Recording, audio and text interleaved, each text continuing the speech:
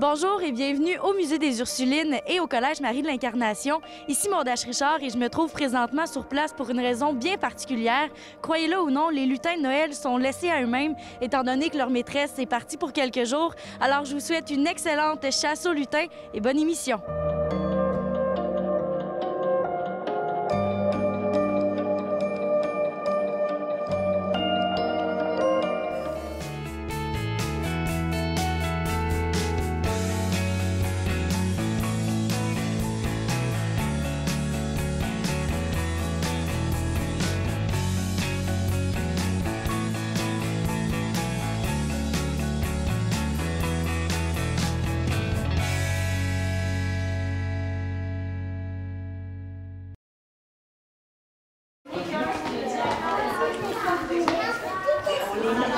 Alors aujourd'hui, on parle de coulisses de pensionnat avec une chasse aux lutins. En quoi consiste l'activité exactement?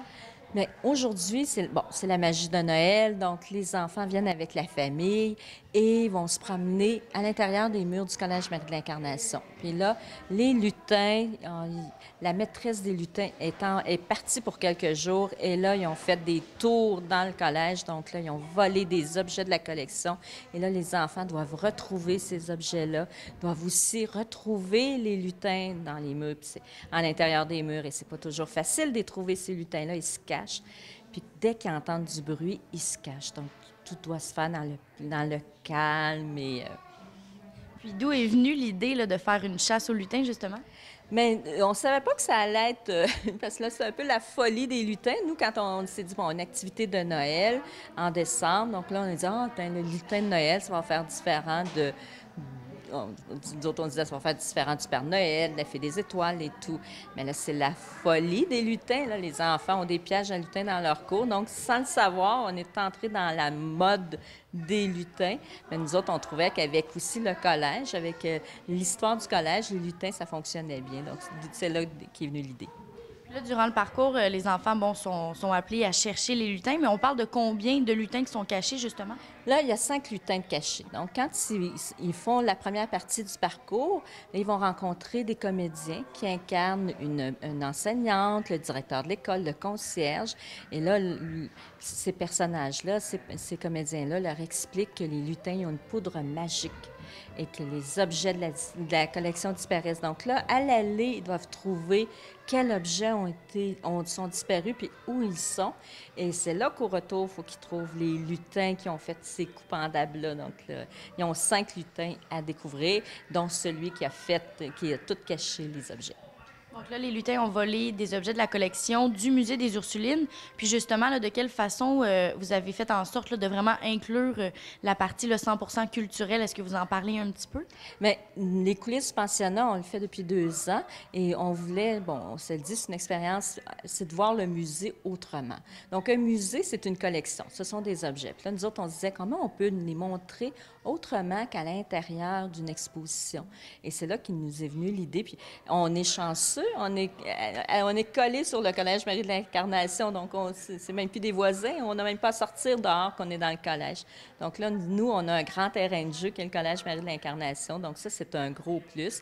Et là, on s'est dit, bon, on va disperser nos objets de la collection et on écrivait une histoire. Donc, c'est sûr que dans les coulisses, l'histoire est inventée, mais c'est quand même à partir de faits réels. Donc, quand on parle du concierge, puis on nomme M. Leboeuf, bien, il existait M. Leboeuf. Donc, ça a toujours un lien avec l'histoire des Ursulines, mais l'histoire, elle, est inventée. Et là, c'est une façon pour nous de présenter les objets de la collection autrement qu'à l'intérieur d'une vitrine. Et en plus, pour les gens, bien, c'est grand le Collège Marie de l'Incarnation. Donc, ils se promènent de la cave jusqu'au 4e étage, puis il y a beaucoup d'escaliers. C'est sûr que pour les enfants, et quand c'est les adultes, bien, les adultes sont complètement libres dans le collège. Donc, ils partent à telle heure, puis qu'ils doivent être revenus dans 1 heure et demie. Mais là, pour les enfants, là, on a plus un chemin, on a la distance est moins grande parce que c'est des petites jambes. Hein? Quand on a 3 ans, là, on a des escaliers à monter, donc on a des petites jambes. Donc là, on a plus circonscrit un peu le parcours, c'est plus court. Et pour ne pas se perdre dans le collège, parce que c'est grand, mais là, on suit les pas des lutins qui sont collés sur les murs, parce que ça marche sur les murs, ça, ces lutins-là. Donc là, on suit les pas pour ne pas perdre notre chemin. Mais là, on ne parle pas d'une certaine compétition ou quoi que ce soit. Il n'y a rien à la fin. Non, il n'y a rien à la fin. C'est vraiment, tu te promènes, puis il faut que tu les trouves. Mais à la fin, bien, il n'y a rien à la fin. Pour aujourd'hui, c'est le biscuit et le verre de lait. Donc ça, c'est très important. Mais ce n'est pas une compétition du tout. Et les enfants reviennent, là, puis là, on leur demande, les as-tu trouvés? Ah oui, on les a trouvés. On le voit dans les yeux, ils sont contents. Ils ont trouvé les objets, ils ont trouvé les lutins. Puis là, ils ont le droit à leur biscuit et leur verre de lait. Puis en terminant, étant donné que ça se fait dans les murs du Collège Marie de l'Incarnation, est-ce qu'on peut apercevoir quelques étudiants ou quelque chose comme ça? Bien, dans les comédies, on a des anciennes étudiantes, mais sinon, on ne rencontrera pas les étudiantes du collège. Les étudiants, parce que c'est vrai, maintenant, il y a aussi des garçons, on ne rencontrera pas les étudiants du collège. Mais dans les comédies, on a des anciennes qui retrouvent « Ah, ça, c'était ma classe, ça c'était... » Donc, ces souvenirs-là sont là aussi. Mais je vous remercie beaucoup. Merci.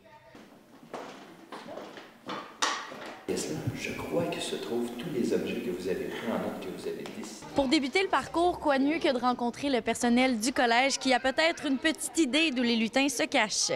L'objet qui disperse. Avez-vous des bons yeux? Montrez-moi vos yeux d'espion. Là, c'est les yeux d'espion. Parfait. Là, il va falloir vous les trouver, les objets. Allez, faut être bon. Alors aujourd'hui, vous incarnez des rôles pour les coulisses du pensionnat avec la chasse aux lutins et tout, mais votre rôle à vous, c'est quoi exactement? Alors moi, je pense que mon costume le laisse paraître. Je suis un professeur d'art plastique aujourd'hui. Donc moi, j'attends les enfants qui participent dans la classe d'art plastique là, de l'école ici. Puis on compte combien là, de personnes comme vous qui incarnent des personnages du musée, finalement? Bien, on a un animateur qui joue le rôle du directeur de l'école. C'est lui qui accueille les élèves, les familles quand ils arrivent et avec les enfants. On a ma collègue professeure de musique aussi qui a reçu la visite des lutins. Et il y a le concierge de l'école aussi qui a un peu un rôle anonyme. Les enfants pensent que c'est le véritable concierge, mais il peut les aider aussi dans leur parcours. Quand vous dites aider dans le parcours, comment ça se passe? Justement, les enfants vont voir dans chacun des locaux, etc. Mais qu'est-ce qui se passe avec vous? Est-ce que vous leur donnez des pistes ou quoi que ce soit? Oui, on les aide beaucoup. On leur explique comment ça se passe. Le directeur lui donne plus les directives, à savoir s'ils sont perdus. Ils peuvent suivre des petites traces de pas.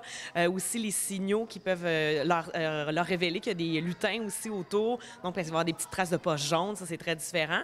Puis dans les classes, bien, nous, on explique de ce dont on a été témoin. Donc, moi, j'ai entendu les lutins. Donc, j'explique comment je pense que ça s'est passé, mais c'est vraiment les enfants qui doivent trouver les objets qui ont été volés par les lutins.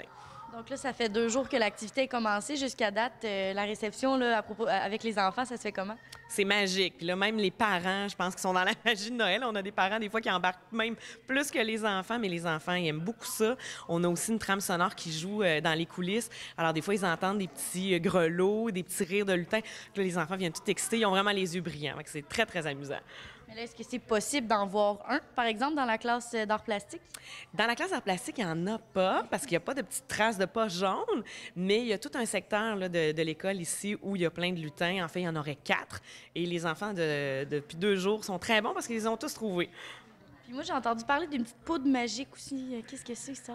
Oui, la poudre scintillante. Alors, des lutins, c'est parce que les autres, ils sont tout petits. Alors, s'ils veulent voler des objets, il faut qu'ils les fassent rapetisser.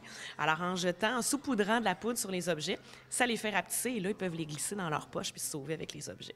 Alors, c'est ça le signe pour les enfants. Ils doivent trouver des traces de poudre magique. Puis quand ils en voient, bien, souvent, ils voient la trace de l'objet qui est disparu. Puis on parle de combien d'enfants là, en tout pour chaque parcours? Il y a beaucoup d'enfants. Hier, on a eu les services de garde et les CPE. On a eu 400 enfants dans la journée. Donc, on n'a pas arrêté. C'était des groupes plutôt de 8 à 10 enfants. Aujourd'hui, c'est des familles. Donc, on attend à peu près une quarantaine de familles avec des enfants. Puis en terminant, pourquoi avoir accepté finalement d'incarner un rôle de professeur là, dans le Collège Marie de l'Incarnation? Bien, c'est la magie de Noël, c'est le fun de participer pour ça, mais c'est aussi que je suis une ancienne étudiante du CMI, donc c'est toujours un plaisir aussi de revenir dans mon alma mater, dans mes anciens corridors où moi aussi j'ai étudié en art plastique. C'était dans mon local de classe aussi, fait que c'est un peu sentimental et nostalgique. Merci beaucoup. Ça fait plaisir.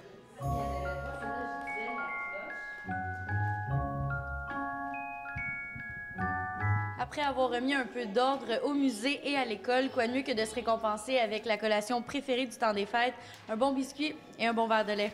Santé! Alors, pendant la chasse aux lutins, est-ce que vous avez réussi à tous trouver les lutins? Oui.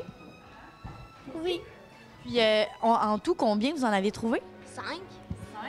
C'était lequel votre préféré? C'était... Ça te rappelles-tu? Ouais, moi, c'est Saint-Tien. Puis pour Noël, là, Noël s'en vient. Qu'est-ce que vous avez demandé au Père Noël? Le livre des records Guinness 2014. Donc vous, est-ce que vous avez tous trouvé les lutins aujourd'hui? Oui. Il y en avait combien? 5. 4. Puis c'était lequel votre préféré? Moi, était les rouges puis verts. Puis toi? Moi, c'est le rouge puis le vert.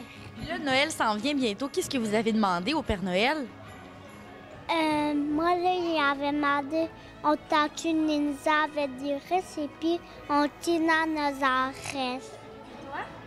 J'avais demandé un livre avec des Legos dedans, puis 2 affaires pareilles, là, puis c'est ces 2-là, puis aussi une boîte à bricolage. Je vous souhaite de tous savoir ça. Je pense que vous avez été sages, hein? Ouais. Merci. C'est tout.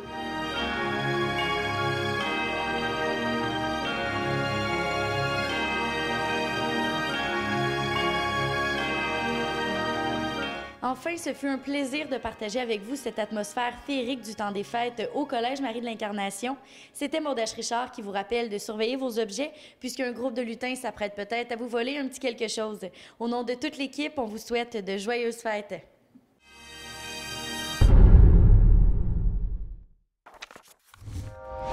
Télé Cogeco, un service exclusif aux clients de Cogeco.